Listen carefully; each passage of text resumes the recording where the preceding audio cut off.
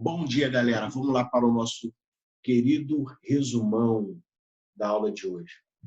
Bom, hoje nós conseguimos falar sobre a questão dos blocos econômicos aqui na nossa América. Nós falamos sobre o NAFTA, sobre a PEC, a Comunidade Andina, no total. E o mais interessante é que ficamos sabendo que existem, além do Mercosul, o bloco econômico que existe aqui na América do Sul, além dele, nós falamos também de um outro bloco. Bloco esse composto por Estados Unidos, Canadá e México. Dentro desse contexto geral, nós atribuímos que determinados conceitos na qual existia um acordo de liberação econômica firmados entre Estados Unidos e Canadá no ano de 1988. E, por conseguinte, em 1992, o México tornou-se um membro do bloco. E, a partir disso, o NAFTA objetiva principalmente a livre circulação de comércio entre os países no prazo de mais ou menos de 15 anos. E o mais interessante nisso tudo é que Estados Unidos, México e Canadá têm uma relação tanto quanto diferente. Os Estados Unidos, as pessoas podem até, devido ao seu acordo circular, ir para o Canadá, do Canadá ir para os Estados Unidos, não com a mesma frequência que o México faz. Ou seja, o México passa através dos coiotes, em que os narcotraficantes eles estabeleceram determinados conceitos para obter lucros além do tráfico de drogas e a influência em pagando propinas para alguns policiais da região deixarem eles passarem com as pessoas, que acabou sendo muito. E diante desse contexto, dentro dos blocos econômicos, nós sabemos que não existe apenas o NAFTA na nossa América. Temos o Mercosul e temos a chamada Comunidade Andina. Só que antes de falarmos da Comunidade Andina, faz também necessário nós falarmos da PEC. Ou seja, no caso, é uma cooperação econômica, que eles chamam cooperação econômica asiática do Pacífico. A cooperação econômica da Ásia e do Pacífico. Tá? Na verdade, é um bloco econômico que tem um principal objetivo: apoiar o crescimento econômico e sustentável. E a prosperidade da região do Pacífico, é claro. Ninguém entra num bloco econômico a fim de, não, vou entrar no bloco econômico para não comercializar. A intenção é essa. Porém, nós sabemos que existem determinadas sanções dos Estados Unidos que eles, em determinados setores, eles não preferem estar com a questão sustentabilidade em dia das suas empresas, até porque eles dizem que isso atrapalha o volume do comércio e do crescimento das empresas. Tá? Lógico, eles trabalham também em defesa do comércio e o investimento livre e aberto. Não podemos esquecer disso. Tá? Promovendo também a aceleração do crescimento econômico, no qual, onde estão situadas essas regiões, principalmente da Ásia e, lógico, de todo o Pacífico. Tá? Esse processo de cooperação tem como objetivo na criação, ao longo prazo, lógico, tá? Uma área de livre comércio entre esses países, ou seja, fazer com que todos esses países fossem grandes integrantes do bloco, ou seja, que seja uma coisa mais fixa, mais firme. Lembrando que a cooperação técnica e econômica, que pode permitir países fazerem transições com economia de livre mercado. Isso aí é importante. Os países membros são 21. Eles são Austrália, Brunei, Canadá, Chile, China, Singapura, Coreia do Sul, Estados Unidos, Filipinas, Hong Kong, Indonésia, Japão, Malásia, México, Nova Zelândia, Papua Nova Guiné, Peru, Rússia, Tailândia, Taiwan e Vietnã.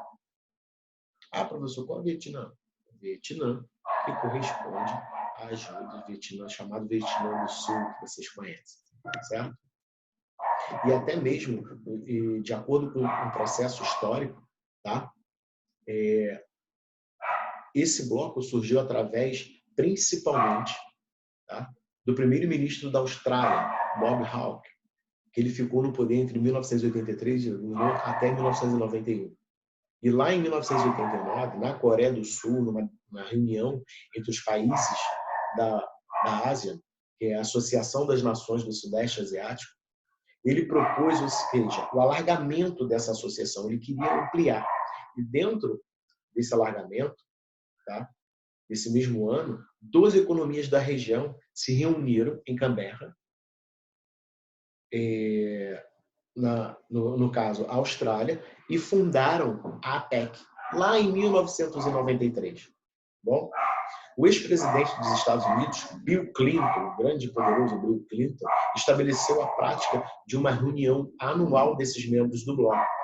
Ou seja, também, no caso, mesmo atribuindo essa reunião, tá, anualmente, não existe um tratado formal ali firme entre esses países. Tá? E essas decisões, geralmente, elas são tomadas por consenso, com base em determinadas declarações não vinculantes, ou seja, não muito vinculadas, não muito levadas a sério. Tá? Levando em consideração que existe uma secretaria-geral, esse bloco, que fica em Singapura, e, lógico, ela é responsável por coordenar as outras demais filiais que tem em todos os outros países. Tá? Essas reuniões entre esses países membros são realizadas anualmente, como eu já tinha dito antes, e cada país se reveza para ser o grande anfitrião desse encontro. Tá bom? Um outro bloco muito interessante que existe na América é o chamado de CAN, a Comunidade Andina de Nações. E, diante disso, temos que lembrar que a comunidade andina ela veio de um pacto andino, tá? Ou seja, um grupo andino, tá?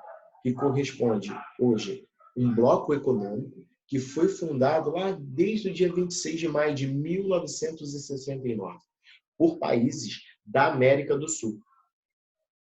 Bom, em espanhol, o nome do bloco é Comunidad Andina. Gostou do espanhol, né? Então vamos lá. Os países na qual fazem parte da Comunidade Andina das Nações, atualmente, são o que chamamos, eu inverti um pouquinho, PEBEC, tá? Com Czinho mudo, que é Peru, Equador, Bolívia e Colômbia. Tá? Temos que também observar que a Venezuela e o Chile não pertencem mais à Comunidade Andina das Nações. A Venezuela foi membro lá em 1973. Saiu da comunidade em 2006, anunciada pelo então ex-presidente Hugo Chávez, aderindo mais tarde ao Mercosul. A professora teve uma pergunta: ele pode fazer parte de dois blocos? Pode, dependendo do bloco, sim. Tá?